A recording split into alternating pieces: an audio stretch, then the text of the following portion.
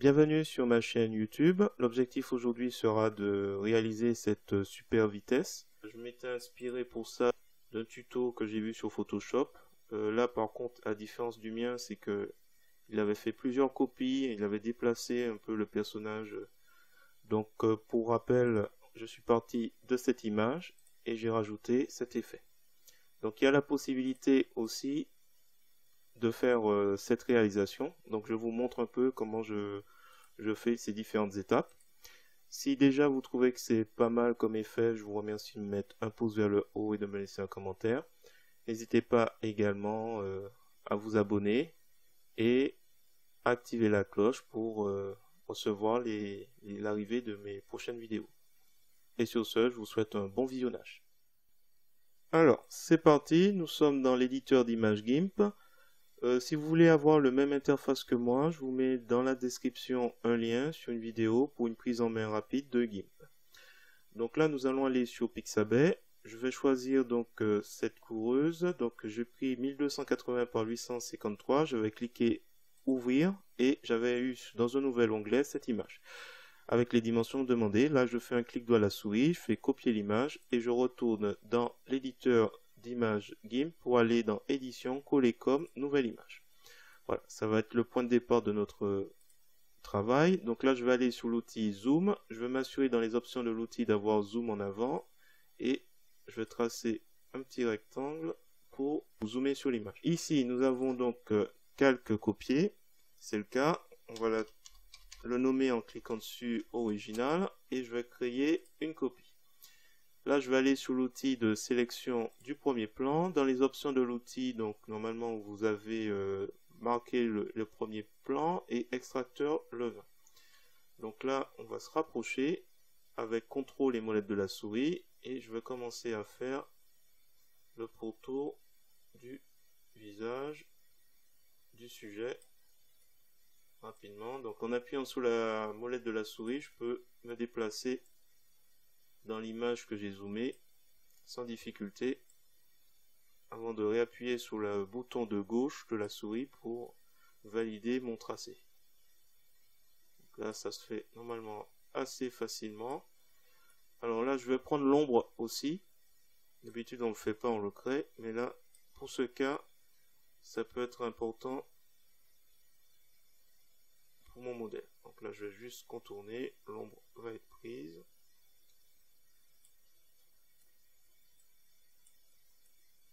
Ça va faciliter le travail après. Donc là, on remonte. Il ne faudra pas oublier après de rejoindre le premier point que l'on voit. On clique et on appuie sur la touche entrée du clavier. Donc là, on est sur marquer le premier plan. Donc c'est assez simple.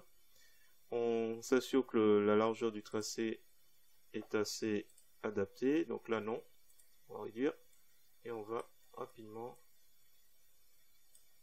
passer sur les parties où il n'y a pas trop de difficultés et on va réduire le tracé encore pour par exemple rapidement les mains. En général, c'est plutôt les endroits fins ou éclairés, donc à la limite vous faites le pourtour avec ce tracé avec la largeur qui est un peu fine.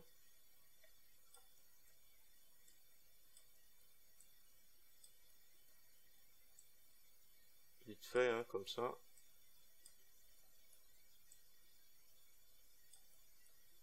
Donc là, il y a le pied, le bout du pied. On monte la chaussure.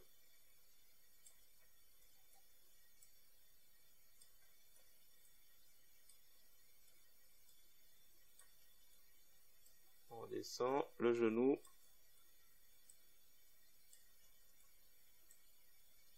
Alors là, le plus important, l'ombre.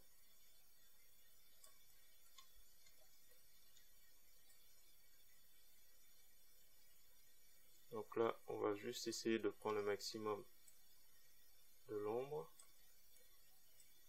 Sachant que c'est pas le plus important, mais dans notre cas, ça peut être intéressant de le rajouter. Voilà. Alors, là, le pied. On repart.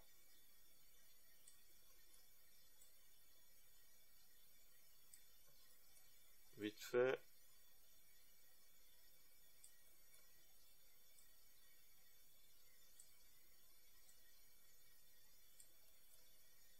On remonte sur le coude.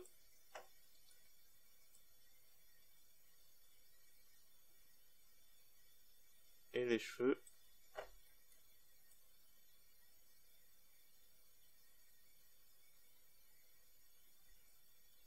Et le visage. Donc là, une fois que c'est fait, on va marquer l'arrière-plan. Donc là, il faut pas oublier au niveau du bras droit, il y a un écart qu'on veut pas avec le sujet.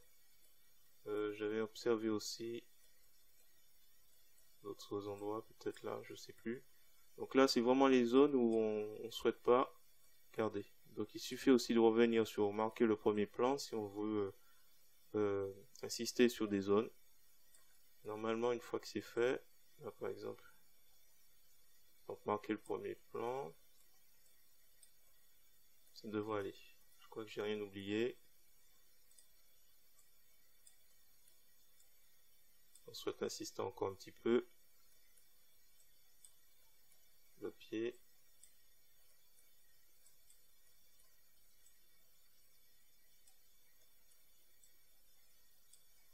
Voilà. Alors normalement, une fois que c'est fait, on fait sélectionner. Et voilà, il sélectionne les zones qu'on lui a dit. Donc là, si on s'est loupé un petit peu, c'est pas grave. On va simplement clic droit de la souris sur copie de original, ajouter un masque de calque. On va sur sélection et on fait ajouter. Donc si on masque original, on voit que la transparence c'est assez bien formée autour des endroits qui nous intéressent. Et on va dans sélection aucune.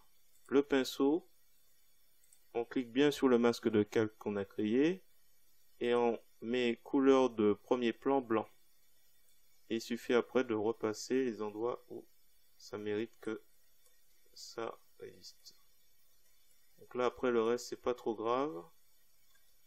Je pense qu'on peut déjà se débrouiller avec. On échange, on intervertit pour faire disparaître éventuellement des traces qu'on ne souhaite pas. Voilà, normalement pour ce qu'on a à faire, c'est pas trop grave ce genre de détails. Juste insister un petit peu dessus, mais c'est juste pour montrer. Donc là c'est bon. Alors une fois que c'est fait, il faut faire réapparaître original. Je vais créer une copie de ça, je vais le mettre juste en dessous. Je peux le descendre avec les flèches. Je vais mettre coureur. Je vais faire appliquer le masque de calque et je vais aller dans calque, rogner selon le contenu. Donc du coup, on a notre modèle toute seule. Ensuite, je vais aller dans filtre, carte et transformation récursive. Là, je mets la boîte de dialogue ici. Là, je vais mettre 15. Je pense que ça peut être intéressant. Et je vais déplacer. Donc là, je suis dans le rectangle. Je vais déplacer mon personnage pour qu'il... On va essayer de le faire rapprocher quand même. Normalement, il y a 15 fois la personne. Alors, ensuite, on va cocher coller en dessous. Je pense que comme ça donne un meilleur résultat, un meilleur effet. Et on va jouer sur opacité du fondu. Donc là qu'on va la baisser, on aura un effet de fondu progressif. Alors, ça prend un petit peu de temps, mais bon. Je pense qu'on va faire un truc basique. Voilà. On peut éventuellement encore ajouter un. Enfin bon, on va pas s'amuser trop non plus dessus. On va rester sur un truc assez fin.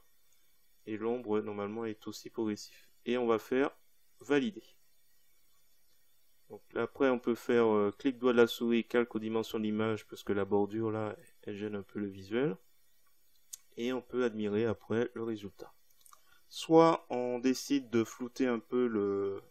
Alors je vais agrandir un peu. Vous avez le choix, soit vous décidez d'utiliser l'outil de flou et de netteté. Vous assurez dans les options de l'outil d'être bien sur l'option floutée, et alors avec une brosse adéquate, et on est bien sur coureur. Voilà, vous floutez un peu le pourtour et tout. Ça c'est une option, sachant que là c'est un peu fort. Donc je vais faire CTRL et on peut descendre l'opacité. Voilà. On peut faire un Shift. Attends pour moi. Shift. Et comme ça on floute comme ça. Donc ça c'est une possibilité qu'on va pas faire. Ou autre possibilité. Donc là on a copie de copie originale. C'est un masque de calque. C'est la couleur blanche sur du fond noir. Je prends l'outil de sélection contiguë. En ayant dans les options de l'outil dessiner le masque, je clique au milieu. Je tire un peu pour avoir une silhouette bien comme il faut. Là, nous avons notre sélection. Je clique sur coureur, je reviens sur coureur. Et là, je vais dans sélection, je vais réduire de 2 pixels seulement cette sélection. Et je reviens dessus, je vais inverser. Et quand j'inverse, en fait, je suis en train de sélectionner tout le reste de... Alors, on va retirer original pour que vous voyez. En fait, là, j'ai sélectionné tout mon calque, sauf le personnage principal. Et là, je vais faire filtre, flou et flou cinétique linéaire. On l'a vu pour le TGV. Donc là, il me floute un peu dans une direction. Donc là, on voit avec la flèche l'angle du flou en degrés. Et je peux m'amuser à étirer un peu plus pour à la limite faire disparaître les séparations. C'est comme on veut, c'est selon les goûts. Donc là, je vais juste le réduire. Là, on revoit. Donc là, non. Valider. Donc là, je vais faire réapparaître les éléments et retirer la sélection. Voilà. Et ça donne cet effet un peu... je peux peut-être pas aller un peu plus loin, mais bon. Voilà. C'est dommage, j'ai pas gardé avant, donc on va faire limite. Je vais faire CTRL Z pour revenir avant, et je vais faire CTRL C, et après je fais CTRL Y pour remettre comme c'était, et après je vais faire CTRL V. Là il y a une sélection flottante qui apparaît, et je vais lui demander un nouveau calque. Donc là on a le choix, soit on garde ce que je viens de faire, avec le flou linéaire cinétique, je masque, soit on reste sur ce qu'on a fait tout à l'heure avec la transformation récursive. Alors en ce qui me concerne, je veux rester sur cet aspect pour la super vitesse. Voilà, c'est un peu à cheval entre les deux idées. Voilà, je vais prendre l'outil zoom et on va zoomer et on va s'arrêter sur cette image. Voilà, donc dites-moi dans les commentaires si vous avez des préférences, si vous auriez fait autrement et si vous avez des conseils d'amélioration. Et sur ce, n'hésitez pas à me mettre un pouce vers le haut et à me laisser un commentaire. Et n'oubliez pas de vous abonner et d'activer la cloche. Et sur ce, je vous dis à bientôt.